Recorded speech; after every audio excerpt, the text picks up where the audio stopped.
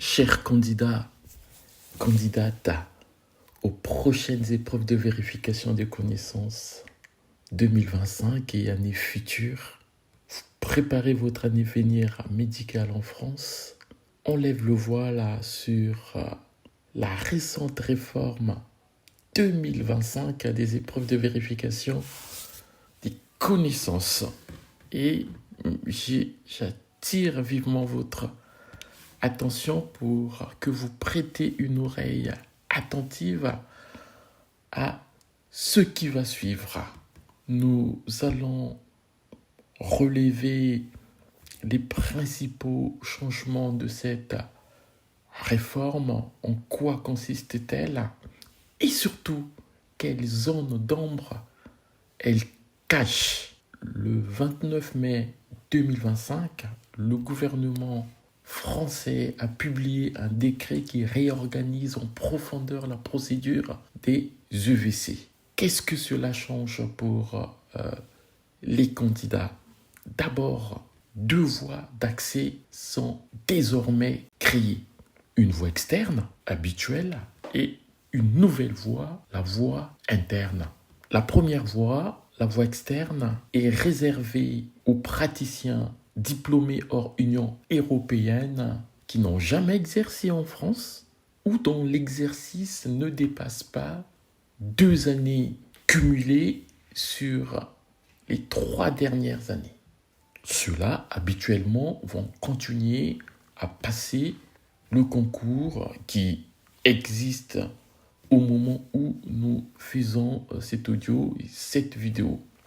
La nouveauté, c'est la voie interne qui est réservée pour ceux qui sont déjà engagés dans le système de santé français. 2 catégories, contrairement à ce qu'on entend ici et là. Donc, soit ceux qui ont une autorisation provisoire d'exercice ATE, c'est particulièrement les pactes. Ces praticiens qui ont été stagiaires associés, qui ont brûlé leurs 2 années de stage et à qui les ARS ont délivré une autorisation leur permettant de continuer leur exercice provisoire de la médecine en France en attendant de passer les EVC. Donc, en cela, il n'y a pas de nouveautés particulières. Ils cumulent plus de 2 ans d'exercice. On leur ouvre la voie à passer le concours. Attention, je parle du concours, mais pas d'examen. Le texte, on le verra, ne parle pas d'examen, mais de concours. Donc, première catégorie, les confrères ayant une autorisation provisoire d'exercice, soit en métropole, mais aussi les confrères qui sont dans les territoires d'outre-mer, qui bénéficient d'une autorisation d'exercice. Si vous lisez le 2e décret encadrant toute cette réforme, il parle bien, ce décret, donc, de plusieurs saisines notamment des conseils départementaux, des départements d'outre-mer. Pour me résumer, la voie interne va concerner les praticiens qui sont en outre-mer et également ceux qui ont une autorisation temporaire d'exercice qui sont en métropole. 2e ou 3e catégorie, si vous voulez, c'est pour les praticiens justifiant au moins de 2 années d'expérience professionnelle récente en France sur les 3 dernières années. Autre changement majeur, si on lit bien l'esprit de cette réforme, si on lit bien le texte a priori, il y aurait 2 jurys distincts chargés d'organiser les concours. Les jurys par profession, par spécialité pour la voie interne et pour la voie externe. Verront les implications, ça veut dire que probablement je parle sous réserve, probablement, le fameux sujet fondamental ne sera pas le même pour les 2 voies. Parce qu'il y aura 2 jurys, a priori, un jury pour la voie interne et un autre jury pour la voie externe. Évidemment par profession et par spécialité. Autre changement majeur, c'est l'organisation d'une épreuve fondamentale unique pour la voie interne. C'est bien, c'est très bien, mais restons prudents. Mais au lieu d'avoir 2 épreuves, vous aurez une seule épreuve, mais il s'agit d'une épreuve de vérification de connaissances fondamentales. Voilà donc les principaux changements par rapport à ce que on connaît actuellement. Peut-être ou probablement il y aura, quand l'arrêté d'organisation des épreuves va sortir, une remise à niveau, peut-être qu'on va repartir à 0, on remet les compteurs à 0, tout le monde peut composer, aller au concours en ayant de nouveau 4 chances. C'est ma pensée, on attend les décrets d'application. Mais une chose, ce que cache réellement cette réforme, toi candidat, fais attention. Derrière cette apparente modernisation, plusieurs zones d'ombre subsistent. Première zone d'ombre, le format des épreuves. Le décret ne précise pas le format de ces nouvelles épreuves. Il dit simplement qu'il s'agira d'une épreuve écrite et anonyme. Écrite et anonyme. Aucune information sur la nature exacte de l'épreuve ne t'est donnée. Pour l'épreuve fondamentale, je parle particulièrement de la voie interne, s'agirait-il des cas cliniques comme on le fait habituellement? S'agirait-il des crocs, des questions à réponse ouvertes courtes? S'agirait-il des QCM comme on l'entend sur les réseaux? Point d'interrogation. Rien ne nous est clairement dit. Donc, faire extrêmement attention et l'implication, réviser large déjà. Puisqu'il nous est impossible de savoir sur quel format ces épreuves vont se profiler, notamment l'épreuve de vérification de connaissances fondamentales pour la voie interne. Deuxième incertitude, combien de postes seront ouverts?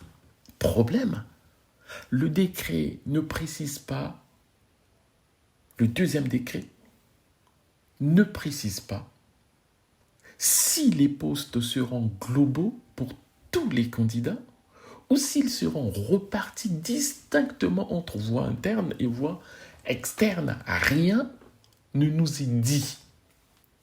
On sait seulement qu'un arrêté ministériel fixera le nombre de postes par profession et par spécialité. Mais rien de plus à ce stade. Ça doit te faire réfléchir. Est-ce que vous partagez le même nombre global de postes ou on va séparer les postes par voie? Mais dans tous les cas, il y a un troisième point à ne pas oublier, et j'en viens. On attendait une autre réforme, l'examen pour la voie interne. Le décret ne parle pas d'examen. Les EVC restent donc, à ce jour, à ce stade, un concours. Et à mon sens, n'attends pas pour cette année un nouveau décret organisant un examen. C'est fini. C'est le concours. Certains, on a entendu sur les réseaux, disent non mais la réforme de l'examen, ça sera pour 2026. Ok, il faut bien prier. À ce stade, ce qui est factuel, c'est que le format actuel, quel que soit le type d'épreuve écrite, vous aurez affaire à un concours. Donc il ne s'agit pas d'un simple examen. Ils vont maintenir la note éliminatoire. Ils vont maintenir la moyenne minimale garantie. Ça dépendra bien sûr des jurys. A priori, ils vont dissocier les jurys. Mais pour ceux qui commencent déjà à chanter voix interne, fais quand même attention. Tu passes peut-être en ophtalmo, en radio, en médecine générale, je ne sais pas. Le jury peut bloquer la moyenne à 13. Et sur une seule épreuve, tu ne peux pas te rattraper. Tu ne peux pas. Tu ne peux pas te rattraper parce que c'est qu'une seule épreuve. Pour la voie externe, l'avantage, tu peux couler le matin, te rattraper l'après-midi.